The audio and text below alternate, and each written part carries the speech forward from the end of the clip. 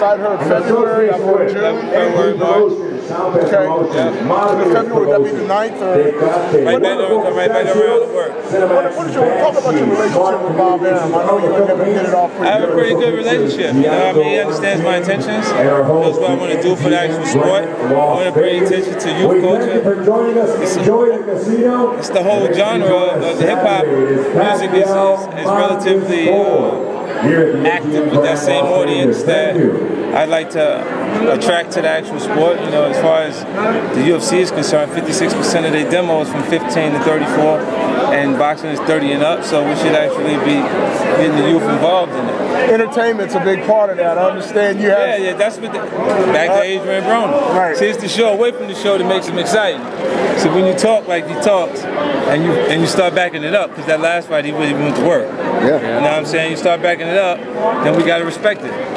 You know, and it is what it is. It's just, there's a language gap. Right. If they could hear some of the things Gamboa is saying. What about, I know you made some comments that Gamboa wants to actually fight Floyd himself.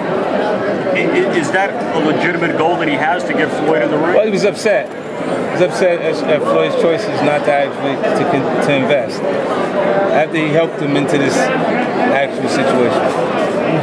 You know, because the initial conversations with Gamboa were between Floyd and Gamboa. Yeah. I came at the tail end while Floyd was actually going to jail, because he's going to go to jail. Who's going to actually provide the finances to actually make the release?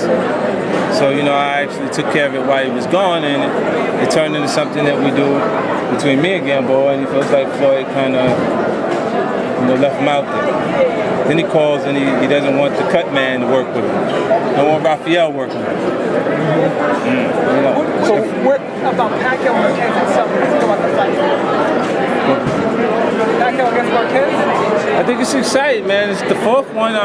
This got to be the last one, goddammit. The fourth one, but we want to see, you know, it's so much speculation to who won which one of those fights. And you know, Manny coming off that Bradley decision, you don't want to leave it to the judges. Like, we're going to really see them in action this time. You know what I'm saying? Like, they're going to want to, in this one, I predict it doesn't go 12 rounds. What is your, I know you're going to be a part of the entertainment on Saturday. Yeah, Can you shed some light on that? No, I'm not too much. Not too much, but you talk about entertainment. Not one thing. As far as entertainment is concerned, you know, we're going to bring that energy that everybody is excited about. When it comes time to put on a show, we put on a show. And, you know, we're going to add some new things to it. You're going to be coming to the ring maybe with a Maybach chain? With a what? One of those Maybach chains that they said you got? They said you got a collection. That's a different group. That's a different group. But I'm going to get it done. You and Floyd You mentioned a language gap real quick with Gamboa, but your other fighters that speak English, Gibb and Durrell, do you talk to them about, you know, being more, not that they're personable, but, you know, being more out in the media just because of that gap you're talking about with Broner? I think it's great when the actual general public starts to become attached to their personality, along with the performance, the physical performance. So now, with Gamboa, it's not Cubans, but Latinos, all Latinos. You know what I mean? To communicate in a different way for him to be excited about the actual show as a goal. But he likes to let his actual hands do all of the talking. He put all the work in the actual ring. I mean, he works really hard. It's really hard. So y'all get a chance to see how it pays off come December. Do you think you'll ever get him to Miami so he can fight in front of the Cuban community? Because he's never really had a fight. When I gave you that March date, I was thinking Calle Ocho. Calle Ocho, okay. Yeah. Nice. You know what I mean? Because that's where, you know, that's where it belongs. We saw Durrell in your new music video. Are we going to see Gamboa and your other artists featured that way? Yeah, you are. Because I think that their personalities are bigger than boxing. So they should be seen, and you should also look forward to seeing them involved in brand endorsements, a lot more than usual.